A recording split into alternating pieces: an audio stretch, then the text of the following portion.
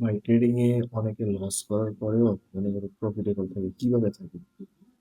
তো আমার এক্সাম্পল রইলে আমি একটা ট্রেড নিচ্ছি, সেই ট্রেডে 30-31 ডলার মতো প্রফিট করছি। সেকেন্ড ট্রেডে $10 মাইনাস, মানে $10 লস।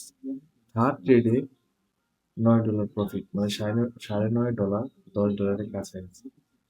এটা মনে করো আমি $40 কামেও $10 লস করার কারণে আমি এখন $30 পাইতেছি। এর জন্য মানুষ লস করার পরেও মনে করো প্রফিটেবল। ট্রেডিং জিনিসটা হার্ড না, ট্রেডিং হার্ড হচ্ছে মাইন্ডসেট। তুমি ট্রেডিং এর যে মাইন্ডসেটে জানবা, ট্রেডিং ওইভাবে same thing, same rules, same strategy বারবার মনে করে তুমি করতে হবে ট্রেডটা। এটা যদি তুমি না করো ভাই, ট্রেডিং এর লস মানে লস। কোনো সময় তুমি প্রফিটেবল হইতে পারবা, একটা দুটো ট্রেডে মাঝে মাঝে প্রফিটেবল হয়, দেন ম্যাক্সিমাম ট্রেড লস।